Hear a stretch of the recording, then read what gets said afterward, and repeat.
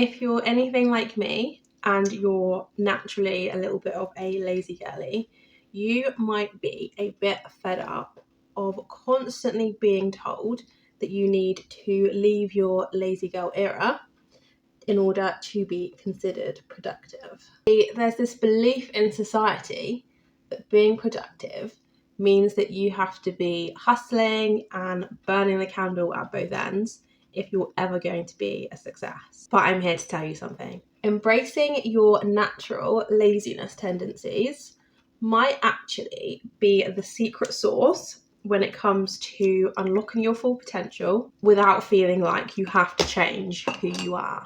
Now, don't get me wrong, I'm not talking about lounging around watching Netflix all day, although let's be real, there is most definitely a time and a place for that. But what I am talking about is the concept of lazy productivity. And lazy productivity is a smarter, more efficient way of tackling your to-do list while still having plenty of time to do all of the things that you love. In my opinion, we've been fed the narrative that productivity is all about working harder and longer for far too long. Because to me, that mindset doesn't just feel unsustainable, it feels completely wrong.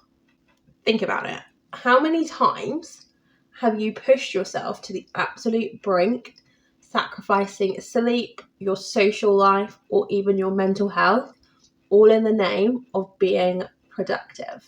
Like, yeah, you might have crossed a few things off of your to-do list, but at what cost? The major issue that I have with traditional productivity is with its relentless pursuit of output at the expense of everything else. And with a culture that glorifies busyness, it's a never-ending cycle of hustle, burnout, and repeat.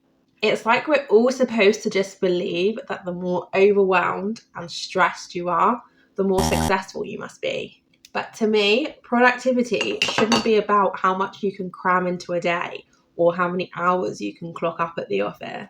What it should be about, in my opinion, is working smarter and not harder to prioritize the tasks that you have based on how impactful or important they are, and not just keeping yourself busy for the sake of it. So on that note, I would love to welcome you to the world of lazy productivity, where we're all about quality, not quantity, and where getting things done doesn't require you to leave your sanity at the door. Now, when I talk about lazy productivity, I mean optimizing your workflow to find ways that you can achieve maximum results with minimum effort. First things first, I would love to address the elephant in the room. Laziness does not necessarily mean you are unproductive.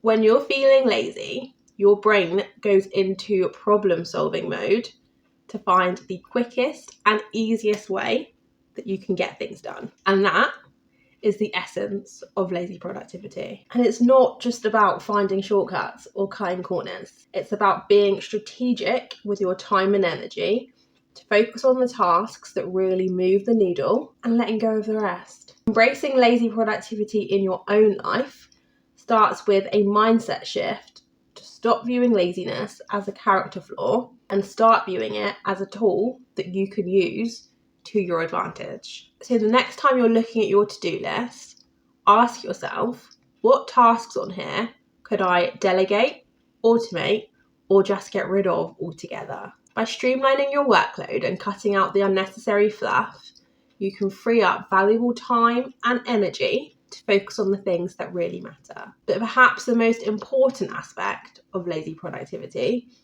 is giving yourself permission to rest and recharge. Contrary to popular belief, needing or even wanting to give yourself a break is not a sign of weakness. It's actually a core part of being productive.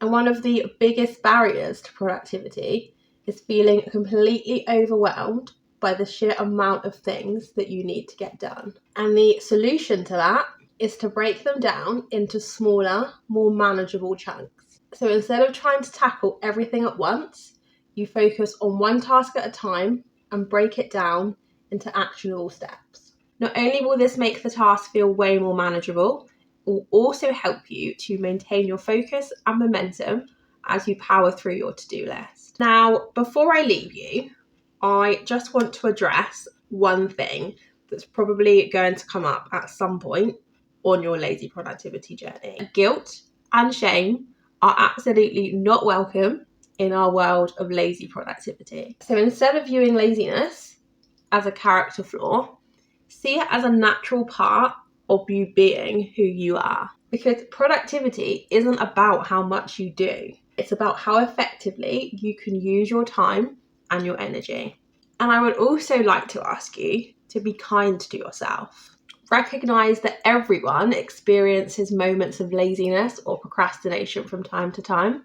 And that's okay, because you are worthy exactly as you are, regardless of your productivity levels. And one of the biggest culprits behind those feelings of guilt and shame is setting unrealistic expectations for yourself. It's important that you remember you are only human and you do have limits. So be honest with yourself about what you can realistically accomplish in a day. So instead of striving for perfection, focus on progress, no matter how small you might think it is. Celebrate your successes, use them as motivation to keep moving forward, because every step that you take towards your goals is the step in the right direction. So after all that, I hope that you are feeling inspired, empowered, and ready to embrace your inner lazy goal-getter, because productivity isn't just about how much you do. It's about working smarter, not harder, and finding fulfillment in the process. Thank you as always for watching. Until next time, take care of yourself and we'll speak soon.